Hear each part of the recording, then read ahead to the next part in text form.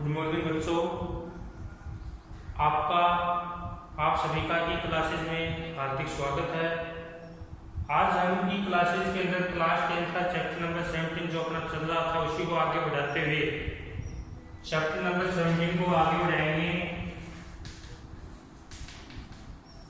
Chapter number 17 में आज हम क्या देखेंगे? Arithmetic mean by assumed mean method।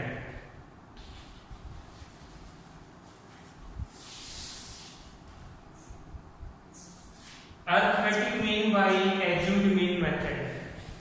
हमने कल बताया था कि अरिथमेटिक मीन फाइंड करने के लिए हम तीन पैटर्न अपना रहे थे, तीन मेथड अपना रहे थे।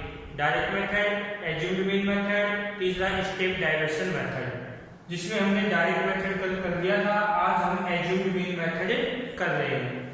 assumed mean मेथड के अंदर हम क्या करेंगे? देखो, सिस्टम वही है, थोड़ा सा डिफरेंस आएगा। ये तीन मेथड हम कर रहे हैं अरिथमेटिक मीन फाइंड करने के लिए। उसमें पहला वाला मेथड में कैलकुलेशन थोड़ी हार्ड होती है, मल्टीप्लाई वगैरह डिवाइड, जबकि इसमें थोड़ा इजी हो जाएगा और इसके बदले में और भी इजी हो जाएगा। देखो एक एग्जांपल है, हम क्लास इंटरवल दे रखा आपको और आपको फ्रीक्वेंसी दे रखी है। अब क्लास इंटरवल में देखो क्या करेंगे हम लोग, जैसे 0 से 10, 10 से 20, 20 से 30, 30 से 40, 40 से 50। आपको फ्रीक्वेंसी दे रखे 2, 3, 4, 5, 6। क्वेश्चन आ गया आपका एग्जाम के अंदर, find the arithmetic mean by assumed mean method. तो आपको assumed mean मेथड के द्वारा आपको क्या करना है? अरिथमेटिक मीन फाइंड करना है। तो कल भी मैंने एक बात बताई थी आपको कि क्लास इंटरवल दे रखी है, ये ऐसे क्लास इंटरवल है, तो आपको क्या करना पड़ेगा? आपको ये करना पड़ेगा, x की वैल्यू फाइंड करनी है। जो x की वैल्यू, इसको हम क्या बोलते हैं? Middle value. ये कैसे फाइंड करते हैं? कल मैंने बताया था, आप दोबारा बता रहा हूं कि 0 और 10 दोनों को ऐड करो, 10 होगा, 10 को 2 से डिवाइड करो, कितना हो जाएगा? 5। क्योंकि ये 2 है, 2 से डिवाइड करना पड़ेगा, तो कितना हो जाएगा? 5। इसी तरह इसको जो ऐड करके डिवाइड करते हैं तो 15, ये 25, ये 35, ये 45। ये आपने क्या कर दिया? इनको x की वैल्यू फाइंड कर दी। अब आपको एक एक assumed mean मानना पड़ेगा। क्या मानना पड़ेगा? assumed mean आपको मानना पड़ेगा। वो किस में से मानेंगे? x की वैल्यू में से मानेंगे। तो देखो, इसमें कोई आपका कंडीशन नहीं है कि इसमें कौन सी वैल्यू माननी, कौन सी नहीं। आपको जो भी अच्छा लगता है वो मान के कर दो। जैसे कोई बीच वाला मानता है, कोई ये मानता है, कोई ये मानता है। अगर आप ये शुरू वाले मानोगे, स्टार्टिंग वाला पॉइंट मानोगे ये फाइंड, तो सारे वैल्यू पॉजिटिव आएंगे। बीच वाला मानोगे तो नेगेटिव आएंगे आपके। तो देखो, नेगेटिव पॉजिटिव दोनों आएंगे। तो चलो हम बीच वाला मान लेते हैं। फिर एक एग्जांपल इसी को इससे करके देखेंगे, दोनों सेम मिलेंगे। तो ये a को, इसको हमें a से डिनोट करते हैं। a इक्वल अपना कितना है? 25। अब देखो क्या करेंगे हम, d इक्वल होता है difference x into x minus a। Difference किसका? x minus a। ये डिफरेंस x की जो वैल्यू है उसमें से a को आपको माइनस करना है। 5 में से 25 माइनस करेंगे तो माइनस का 20, ये माइनस का 10, ये 0, ये 10, ये 20। देखो 5 माइनस 25 तो कितना हो गया? माइनस का 20, क्योंकि लार्ज नंबर 25 है और इसके साथ माइनस का साइन है, इसलिए माइनस के नंबर आ गई। इसी प्रकार 15 में से हम 25 माइनस करेंगे तो माइनस 10, ये 0, 10, ये 20। अब क्या करना है? इसमें f और d को मल्टीप्लाई करना है। क्या करना आपको? f और d को मल्टीप्लाई। f यहाँ पर 2 है, d क्या है यहाँ पर? -20, तो कितना हो गया? माइनस का 40। अब देखो 3 को -10 से करेंगे -30। अब इसको 4 को 0 से करेंगे 0, इसको इससे करेंगे 10 से 50 और इसको इससे करेंगे 120, ये अपना क्या होगा मल्टीप्लाई कर दिया। और अब आपको माइनस वाला एक साथ ऐड करना है, प्लस वाला एक साथ, तो ये ऐड किया तो देखो माइनस का 70 और ये 170 प्लस का।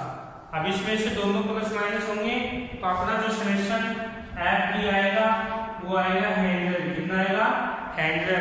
देखो 70 170 प्लस का और ये माइनस का ऐड करें तो कितना बचेगा 100 बचेगा। 170 70 माइनस के 100, ये लास्ट नंबर प्लस के तो अपना आंसर प्लस का आएगा।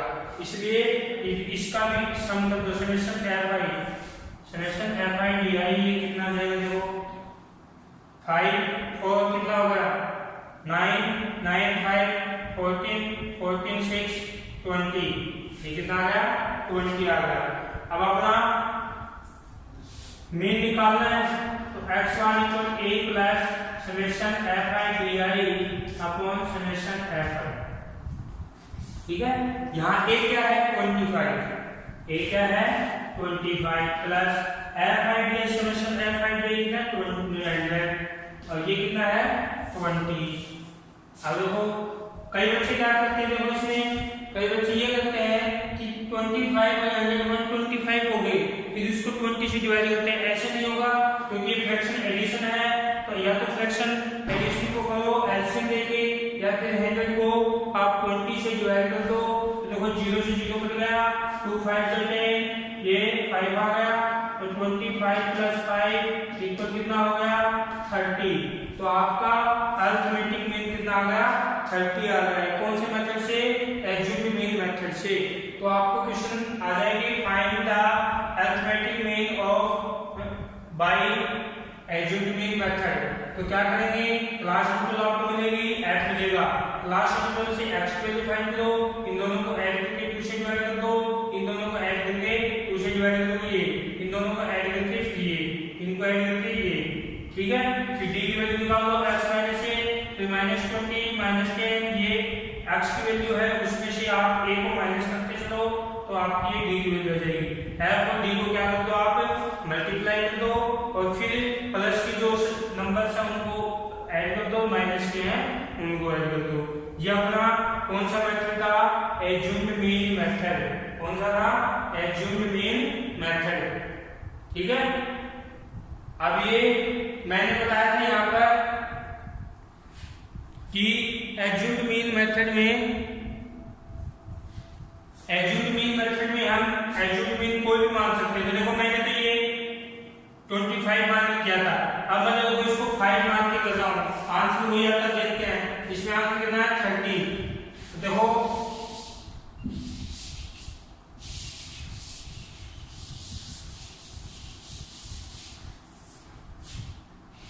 मैंने यहाँ पर एज्यूम्ड मीन मान लिया 5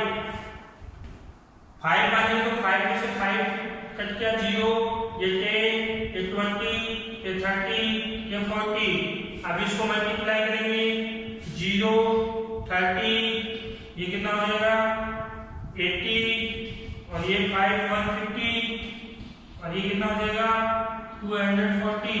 अब इसका एडिशन करो 0 11 5 16 और 4 20 और 3 और 2 5, कितना आ गया ये 500। कितना आ गया देखो 600, सॉरी 500 नहीं 600। ये हमने 11 15 16 20 और 3, इसमें आप इसको एडिशन करो, दोबारा से मल्टीप्लाई करके देखते हैं 0 ये 30 ये 80 ये 150 और ये 240। अब इसको ऐड करेंगे तो 0 11 5 कितने हो गए 16 20, हाँ कितने आ गए अपने 500। अब 500 आने के बाद में आप इसको इस फॉर्मूले से करेंगे तो देखो x y तो a कितना था अपना 5, कितना था 5 plus sigma f i d i कितना 500 अपॉन 20 0 0 काट दिया, तो ये कितना होगा 5 प्लस ये कितना बच गया 25 प्लस y कितना हो गया 30। तो देखो पहले वाले में भी आंसर वही आया था,